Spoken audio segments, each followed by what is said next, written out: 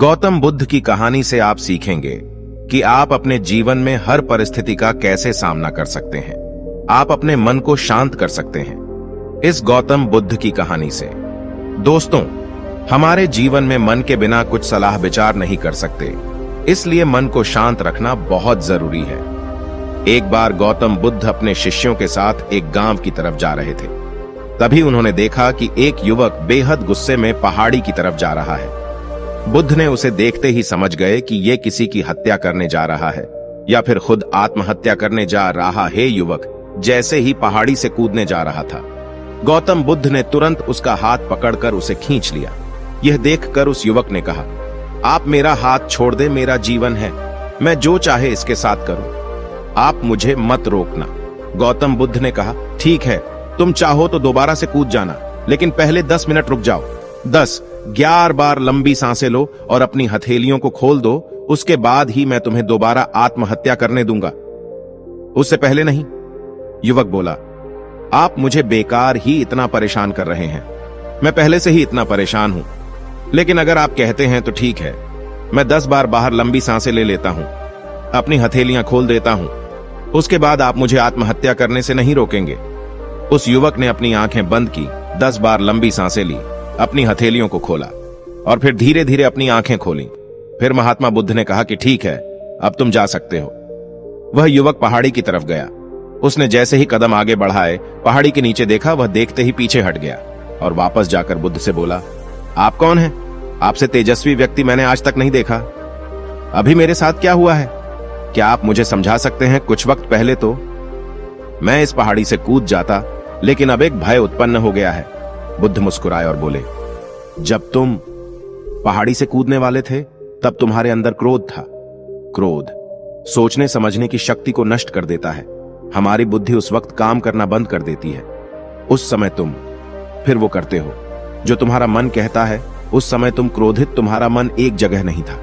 उस समय तुम खुद को खत्म कर देना चाहते थे, लेकिन जब तुमने अपनी आंखें बंद करके लंबी सांसें और अपनी हथेलियों को खोला, तब तुम्हारा दिमाग और मन दोनों शांत हो गया और तुम्हारी नकारात्मक ऊर्जा सकारात्मक ऊर्जा में बदल गई, जिसके कारण तुम्हारी बुद्धि को नियंत्रण प्राप्त हुआ और तुम सही निर्णय लेने में सक्षम हो सके। युवक बोला, आप कौन हैं? बुद्ध ने कहा, यह जगत के लोग मुझे बुद्ध कहते हैं। युवक बुद्ध के चरणों में गिर गया और बोला कि है बुद्ध, आप मुझे अपनी शरण में शामिल कर ले। मैं तो अपने पिता को सबक सिखाना चाहता था, इसलिए आत्महत्या करने जा रहा था। बुद्ध ने कहा कि आत्महत्या करके कोई इस शरीर के साथ कुछ भी नहीं कर सकता। जब तक हमारे पास ये शरीर है, हम कुछ भी कर सकते हैं, लेकिन यदि यह शरीर नहीं होगा तो हम कुछ भी नहीं कर सकते। युवक कहता है, आप सही कहते हैं बुद्ध, लेकिन आप नहीं जानते, मेरे पिता ने मुझे बहुत अपमानित किया है। वह मुझे हर बात पर टोकते हैं। बचपन में वो मुझसे बेहद प्रेम करते थे। उसके बाद उन्होंने मुझे शिक्षा प्राप्त करने के लिए गुरुकुल भेज दिया। मैं हमेशा सोचता था कि मैं गहन अध्ययन करके उनका नाम रोशन करूंगा और मेरे पिता यह सब देखकर बहुत खुश होंगे। जब मैं शिक्षा पूरी करके वापस आया, तब मैंने अपने पिता को बताया कि मैंने सारे शास्त्र, वेद, उपनिषद कंठस्थ कर लिए हैं और मुझसे बड़ा ज्ञानी कोई नहीं है। तब वो खुश होने की जगह मुझसे कहते हैं कि अपने आप को ज्यादा ज्ञानी होने के भ्रम में मत डालो, ना ही खुद में अहंकार लाओ। मैं तो उन्हें दिखाना चाहता था कि मैंने कितना गहन अध्ययन किया है। मैं बड़े बड़े शास्त्रार्थ में जाने लगा। सभी ने मेरे ज्ञान से प्रभावित होने लगे। सभी ने मुझे महान झांता माना, लेकिन मेरे पिता ने नहीं माना। वह मेरे शास्त्रार्थ के बीच पहुंच जाते और मेरे बताए गए ज्ञान में कुछ ना कुछ कमी निकालते और सबके आगे मुझे अपमानित करते। वो मेरे साथ रहने वाले मित्रों को भी अपमानित करते थे, यह कहकर कि वो मेरा जीवन बर्बाद कर देंगे, क्योंकि वह मेरा साथ देते थे, मेरे ज्ञान की प्रशंसा करते थे। मैं समझ नहीं पा रहा था कि वह ऐसा क्यों कर रहे हैं। तब मेरे मित्रों ने मुझसे कहा, क्योंकि वो मेरे जितना ज्ञान अर्जित नहीं कर पाए, इसलिए वो मुझसे ईर्ष्या करते हैं। एक दिन मेरी उपाधियों के कारण मेरे मित्रों ने मुझे मदिरापान कराया। यह बात मेरे पिताजी को पता चल गई। वो ढूंढते ढूंढते वहां पहुंच गए और मुझे वहां सबके सामने थप्पड़ मार दिया। मुझे बहुत अपमानित महसूस हुआ। तब मैंने यह तय किया कि मुझे मेरे पिताजी को सबक सिखाना है और मैं यहां आत्महत्या करने आ गया, क्योंकि एक पिता के लिए इससे बड़ा सबक क्या होगा। जब वह अपने बेटे की अर्थी को उठाएंगे, तब उन्हें एहसास होगा कि उन्होंने क्या गलती की है। बुद्ध मुस्कुराए और बोले, मुझे एक बताओ, जो ज्ञान तुम्हें आत्महत्या करने के लिए प्रेरित करें, तो वो ज्ञान किस काम का, वो कहां से अच्छा हुआ जो तुम्हें एक गलत काम को करने से नहीं रोक पा रहा? युवक ने कहा, आप सही कहते हैं बुद्ध, अब मैं खुद अज्ञानी सा महसूस कर रहा हूं।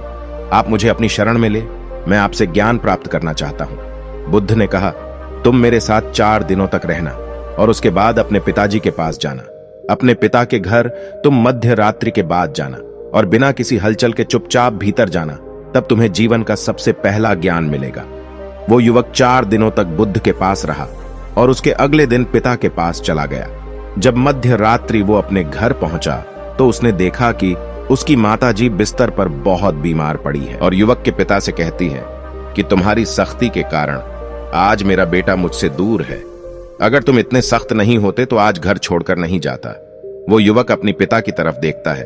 वो देखता है कि जिनकी आंख में आज तक आंसू नहीं देखे थे, आज वो नम आंखों के साथ बैठे हैं। उसके पिता कहते हैं, मैं उसे दुख नहीं देना चाहता था, बस उसके अंदर अहंकार ना आए उसे दूर करता था।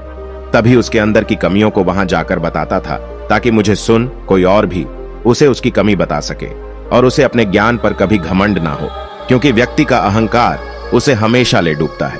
लेकिन उस भीड़ में मेरे सिवा कोई नहीं होता था जो उसको उसकी गलतियों के बारे में बताएं। तब मैंने तय किया कि मैं उसे उसकी गलतियों से अवगत कराऊंगा, लेकिन वो मेरी ना सुनकर हमेशा अपने मित्रों की सुनता था।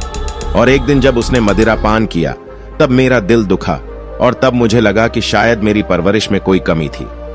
मैं ही एक अच्छा पिता नहीं बन सका जो मेरे बेटे ने ऐसा किया। लेकिन तुम चिंता मत करो, मैं उसे कहीं से भी ढूंढ कर ले आऊंगा। जितना प्रेम तुम मुझसे करती हो उससे ज्यादा मैं उससे करता हूं।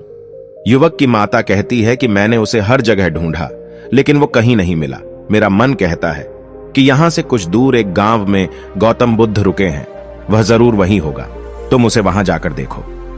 ये सारी बातें युवक वहीं खड़ा होकर सुन रहा था। उसकी आंखों से आंसू बह रहे थे। वो चुपचाप वहां से चला गया और गौतम बुद्ध के पास पहुंचा और बुद्ध से बोला, बुद्ध, अगर आपने मुझे उस दिन आत्महत्या करने से नहीं रोका होता तो मुझसे कितना बड़ा पाप हो जाता। बुद्ध ने युवक से कहा, इस जीवन की सबसे बड़ी गलती आत्महत्या करना है।